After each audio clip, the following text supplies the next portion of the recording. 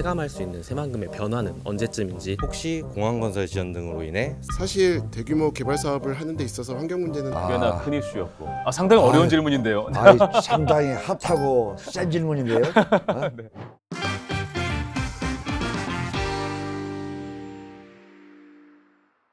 자, 이제는 스마트 수변도시 외에도 이 새만금이 그리는 큰 그림은 과연 무엇인지를 한번 살펴보는 시간을 가져보도록 하겠습니다. 먼저 사장님, 새만금 안에서 수변도시는 어떤 역할을 맡게 되는지 그 이야기를 한번 해주셔도 좋을 것 같아요. 새만금은 아까 1억 2,300평이라고 그랬죠. 네. 그래서 크게 나눠서 생각한다면요. 새로운 정부가 탄생과 동시에 가장 중요시하는 것이 신재생 예산이지 않습니까? 그래서 때마침 우리가 작년부터 이미 재생에너지에 대한 새만금이 허브 역할을 해야겠다라는 어떤 그런 그 프로젝트를 가지고 있었어요. 그래서 신재생에너지 메카로서의 역할을 충분히 여기가 함으로써 알리백 산단과 재생에너지 메카로서 역할을 우리 새만금개발공사가 중추적 역할을 한다. 그다음에 이제 관광 레저 용지가 있습니다. 맞아요. 그 스포츠 컴플렉스 사업, 그다음에 이제 K 컨텐츠 사업 이걸 갖다가 우리가 하고 있는데요. 그 중에서 그 중심지가 바로 새만금 스마트 수변 도시입니다. 그다음에 이제 기업들이 많이 몰려들고 있거든요. 배후 용지로서 사람이 살아야 될 곳이 있지 않습니까? 그래서 여기에 관련된 인구를 갖다 유입할 수 있는 자족형 복합 도시로서 기능이 아주 중요한 역할이다. 배후 도시로서 역할이 아주 중요한 역할을 하고 있다라고 이렇게 생각이 듭니다. 네.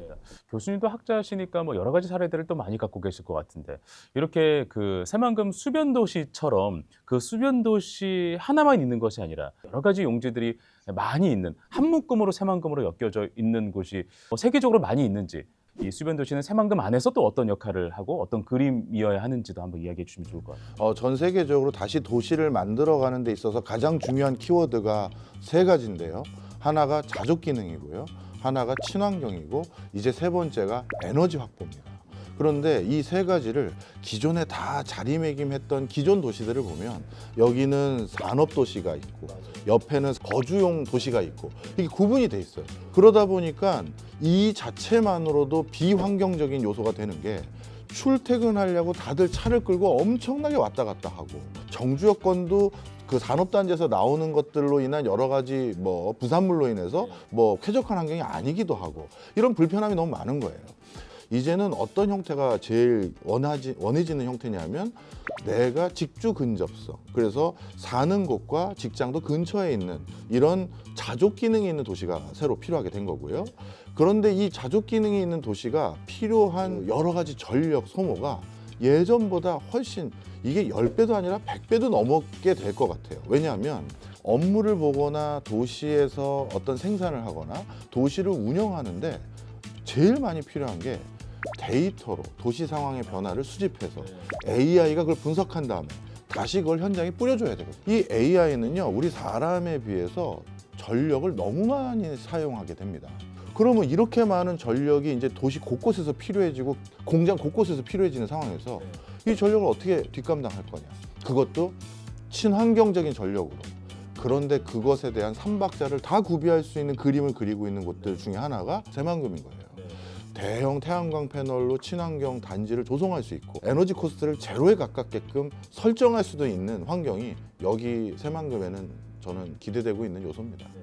안 그래도 그 에너지 관련해서도 또 충분하게 또 하실 말씀도 있으실 것 같기도 하고. 네. 그 새만금 단지 내에서 아까 지금 상용화되고 있는 것을 중심으로 해가지고 스마트 그린 산단 시범 단지가 우리가 지정이 됐어요. 맞아요. 지금 진행되고 있는 것이 180메가와트의 그 스마트 그린 산단 이것과 점에서 알리백 산단으로 저희들이 유치하려고 노력을 하고 있죠. 명실상부한 새만금이 재생에너지의 메카로서의 역할을 저희들이 분명하게 하려고 생각합니다. 알겠습니다. 예. 자, 이제는 우리 시청자분들께서 좀 궁금한 질문들을 직접 들어보는 시간을 가져보도록 하겠습니다. 새만금 개발공사 현직에서 근무하시는 우리 직원분들이 많이 계십니다. 사전에 질문을 조사했다고 하는데요. 새만금 개발 관련해서 경제 전문가에게 물어보고 싶은 거, 그리고 또 사장님께 여쭤보고 싶은 것들을 속 시원하게 한번 좀 질문도 받아보고 답변을 나누는 시간을 가져보도록 하겠습니다. 먼저 첫 번째 우리 사장님께 좀 질문을 하고 싶었던 네. 안녕하십니까. 네, 좋은 말씀 잘 듣고 있습니다. 저는 새만금개발공사의 직원이자 이 지역의 전북 도민인데요. 실제 도민들께서 체감할 수 있는 새만금의 변화는 언제쯤인지, 또 새만금 스마트 수변도시의 도시다운 모습은 과연 언제쯤 볼 수 있다고 생각하시는지 의견 궁금합니다. 이 새만금이라는 역사가 꽤나 오래됐다 보니까 지지부진해지는 거 아니야라고 이렇게 또 생각하는 또 우려 섞인 이야기들이 분명히 있을 수 있거든요. 그래요, 맞습니다. 지금까지 전북 도민들이 느끼는 것은 30년 동안 희망 고문을 줬다라는 어떤 그런 이야기들을 많이 합니다. 새만금이 1991년도에 시작을 해가지고 벌써 30년이 흘렀지 않습니까? 35년이라는 세월이 흐르는데 대통령 선거 때마다 단 한 번도 이곳을 거치지 않은 분이 없어요. 그래서 장밋빛 희망만 잔뜩 전북 도민들에게 이제는 뭔가 되겠지 하는데 오랜 시간이 흘렀음에도 불구하고 사실 새만금이 그다지 눈에 띄는 가시적 성과가 없었던 건 사실입니다. 그러나 지금이 시작이다. 오늘 현재가 시작이다. 이제 2028년도면은 가시적 성과가 분명히 눈에 띌 것이다. 왜냐하면은 지금 알다시피 수변도시의 109가 지금 상부 시설을 하고 있지 않습니까? 그리고 209, 409가 이미 매립 사업은 완료가 됐고 이제 상하수도랄지 도로랄지 공원이랄지 이런 것이 2028년도면은 완공이 됩니다. 그러면은 이제 여기에 하나씩 건물이 세워지고 도로가 생기고 공원도 생기고 하다 보면 이런 것들이 실질적으로 변화가 있을 겁니다. 그래서 새만금 스마트 수변도시의 시작은 이제 가시적으로 지금 현재가 시작이다라고 이렇게 말씀을 드리고 싶습니다. 대나무 같다라는 생각도 좀 드네요. 모죽이 이제 오랫동안 땅에 뿌리를 깊게 하다가 한 번 자라면 하루에도 30cm 이상 자라버리잖아요. 계속 다지는 상황이었고 뿌리를 깊게 하는 상황이고 이제 뭐 날아오를 때다라고 이런. 이제 실제 표면 위에 수변도시도 나와 있지 않습니까? 이미 이제 매립 작업은 다 끝나고 그러기 위해서 우리 임직원들이 밤낮 없이 효율적이고 조속히 개발을 위해서 열심히 노력하고 있지 않습니까? 그 노력의 대가가 분명하게 바로 나타날 거라고 생각합니다. 기대해도 좋습니다. 사장님 말씀드린 밤낮없이라고 하시니까 굉장히 긴장도 많이 하시고 그래서 야근을 또 시키려고 하시는 건가라는 생각을 하고 계시는 분들도 있는 것 같고. 네. 질문을 또 한 분 받아보면 좋을 것 같은데 어떤 분께서 맨 앞에 계신 분께서 사장님께 질문 드립니다. 새만금 개발이 진행되면서 국제공항, 신항만 등 대규모 인프라 구축이 계획되어 있는데 혹시 공항 건설 지연 등으로 인해 스마트 수변도시 개발에 미칠 영향이나 저희가 예상하는 개발 속도에 차질이 생기지 않을까 하는 우려가 있습니다. 이에 대해 공사에서는 어떤 대책이나 비전을 가지고 계신지 궁금합니다. 전북에 꽤나 큰 이슈였고 상당히 어려운 질문인데요. 상당히 핫하고 센 질문인데요. 결론적으로 말씀드리자면 날개 없는 새만금이 됐습니다. 그래서 저는 이런 생각을 가져봅니다. 항공교통이라는 것은 지역 주민에게 향유할 수 있는 하나의 기본코드로 저는 보고 있습니다. 그 새만금 전체 사업적 입장에서는 새만금은 단순한 그런 어떤 개발 사업이 아니고 여러 가지 요소 사업들이 유기적으로 이렇게 얽혀 있기 때문에 단순히 어떤 그 수익성이랄지 환경 문제만 가지고 따질 문제는 아니거든요. 그래서 상당히 안타깝습니다. 그래서 저는 개인적으로 생각할 때 새만금이 공항이 반드시 중단을 멈추고 지속적으로 진행이 돼야 된다는 것을 먼저 말씀을 드리고요. 그리고 이제 아까 여기에 따르는 우리 공사의 그 조치를 할 때 비전을 갖다 질문했는데 이게 이제 공항이 있는 것은 관광객 수요뿐만 아니라 국제 물동량을 갖다가 나르는 그런 적이지 않습니까? 근데 공항이 지연됨으로써 미치는 영향은 아주 클 것이다. 그래서 대책을 좀 강구하고 있습니다. 상당히 안타깝게 생각을 합니다.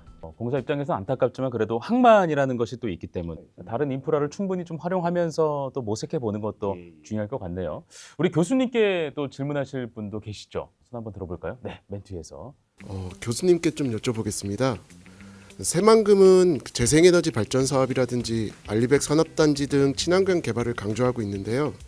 사실 대규모 개발 사업을 하는 데 있어서 환경 문제는 당연히 항상 따라다니는 그림자라고 생각합니다. 새만금이나 스마트 수변도시가 실질적으로 환경적 지속 가능성을 확보하려면 어떤 방향이나 전략에 더 힘을 실어야 된다고 보시는지 전문가 시각에서 조언 좀 부탁드리겠습니다.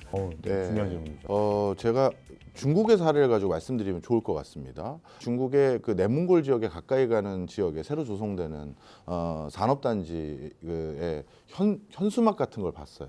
한자로 써 있는데 그걸 저 통역통에서 물어봤더니 영어로 표현하자면 에너지 코스트 제로 존이라는 겁니다. 거기 산단에서 입주할 자격이 있는 그 업종은 스타트업이나 중소기업들이 주로 입주될 건데 뭐 10년인지 20년인지 정확히 모르겠습니다만 거의 그 기간 동안 전기료를 안 받다시피 공급하겠다는 거예요. 우와, 어떻게 가능하지? 그럼 네. 이게 어떻게 보면 국가에서 보조금 준다는 거냐 이렇게 네. 생각할 수가 있는데 그 산단 옆에 더 넓은 부지로 태양광 패널 설치해서 반영구적으로 전력이 생산된 거를 바로 옆에 있는 산업단지 공장에 공급할 수 있는 그림을 그리기 때문에 그게 가능한 거죠. 바로 옆에. 그렇죠. 전력 누수도 거의 없겠네요. 그렇습니다. 어. 이렇게 친환경뿐만 아니라 산업의 경쟁력도 같이 높이기 위한 새로운 산업단지가 우리도 필요한데 근데 안타깝게도 서울과 경기권에는 그런 것들을 동시에 추진할 수 있는 배후지가 없어요. 없죠. 이젠 그런 땅이 없습니다.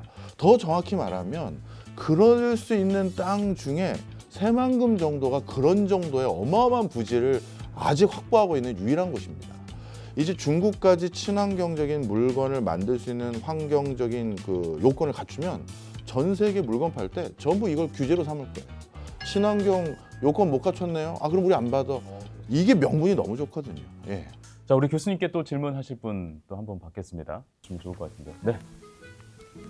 그 교수님 유튜브를 애청하는 시청자거든요. 네. 만나뵙게 돼서 무한한 영광입니다. 고맙습니다. 스마트 수변 도시와 유사한 신도시 개발의 성공과 실패 사례에서 새만금이 배워야 할 점이 무엇이라고 생각하시는지 좀 그 점이 궁금합니다. 신도시라고 해서 다 성공하는 것도 아, 아니에요. 그럼요. 네. 절대 그게 그렇지가 않습니다. 신도시에서 반드시 성공하기 위해서는요, 일관된 어떤 정책, 이게 무엇보다 중요합니다. 특히 이게 참 안타까운 게요. 민주화된 고도의 국가일수록 신도시 개발이 좀 어려운 면이 있어요. 아, 이게 그러니까 정권에 따라서 그렇습니다. 지자체 장에 따라서 그렇죠. 기조가 바뀐다라는 말씀이시죠. 맞아요. 네. 지금 가장 수변 스마트 도시로 제가 천지개벽이 일어난 대표적인 사례 하나를 꼽으라면 두바이입니다. 그 허울버편의 땅에 갑자기 그 석유가 확인됐고 그 자금을 바탕으로 우리 이제 이 석유 가지고 언제까지 먹고 살 수 있겠니? 이제 이걸로 세계적인 도시를 만들어 보자라는 그 쉐이크 모하메드라는 두바이 통치자의 일관된 정책적 기조. 이게 진짜 중동을 대표하는 최고의 도시를 만들어낸 거예요. 만약에 거기에서 5년 단위로 지자체장이 또는 4년 단위로 지자체장이 바뀌어서 아 나는 이번에는 자동차 해볼래, 아 나는 이번에는 뭐 해볼래 계속 바뀌었으면 과연 지금 두바이가 그 위상이 있을까라는 생각이 듭니다. 다행히 우리나라는 새만금과 관련된 법규도 있었고 이런 계속되게 일괄되게 추진할 수 있는 새만금청 그리고 공사가 있었기 때문에 큰 틀에서 벗어나지는 않았어요. 하지만 여기에 좀 더 정책 아주 큰 리더십들의 관심과 또 추진력이 조금만 뒷받침돼 준다면 우리도 동아시아의 두바이 같은 거 못하리란 법 없습니다.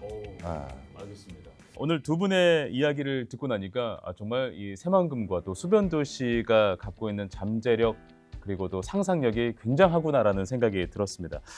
오늘 영상 보고 아마 관심 갖는 분들 진짜 많으실 것 같은데 이분들에게는 좀 어떻게 우리가 정보를 제공해 주면 될까요? 어디를 찾아가면 돼요? 자세한 그 사항을 알려면은요. 네. 저희 새만금 개발공사의 홈페이지에 들어오시면 되고요. 예. 카카오톡에서 새만금 수변도시 그 상담 전문 센터가 예. 개설이 되어 있거든요. 분양 레터를 갖다가 활용하면은 가장 생생하고 최근의 뉴스를 들을 수가 있습니다. 이걸 적극적으로 활용해 주시기를 부탁드립니다. 알겠습니다. 방금 말씀하셨던 정보는 저희가 또 유튜브 설명글에 또 남길 테니까 여러분들 잘 활용을 해주시면 될 것 같습니다. 이제 두 분의 마지막 말씀 듣고 마무리하려고 하는데 우리 사장님 오늘 어떠셨습니까? 예, 고맙습니다. 우리가 방금 박 교수님께서도 말씀하셨듯이 미래를 보고 상상하고 또 긍정적인 마인드로서 새만금 스마트 수변도시가 첫 분양이 반드시 성공한다는 어떤 방향성을 우리 가지고 우리 모두가 마음을 모아간다면은 저는 새만금 스마트 수변도시 반드시 성공하리라 믿습니다.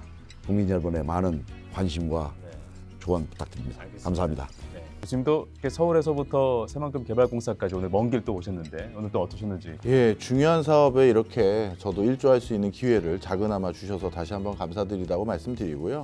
제가 마지막으로 브라질에 있던 국제 도시계획 학회에서 있었던 에피소드 하나 말씀드리겠습니다. 중남미의 어느 학자분께서 세계적인 지역 균형 발전의 성공 모델을 발표하는 세션이 있었어요. 근데 그분이 발표하면서 자기가 다뤘던 나라가 한국이라고 하는 거예요. 근데 저는 일견 이렇게 생각이 들었습니다. 아유, 저분 우리 혁신도시 이거 보도자료만 보고 오해하셨네, 잘못된 연구하셨네 이렇게 생각했는데 아니었어요. 오. 그분이 얘기하셨던 한국의 대표적인 지역균형 발전의 성공 모델은 울산, 포항, 광양이었습니다. 전 세계에서 가장 가난한 어촌 마을을 전 세계 떠다니는 배 두 척 중에 한 척을 만드는 세계적인 조선 산업단지로 만들었고, 그리고 세계 5대 철강 도시를 만든 게 또 포항이고, 다 가난한 어촌 마을이었어요. 그거 될 거라고 생각하고 시작한 사람 아무도 없습니다.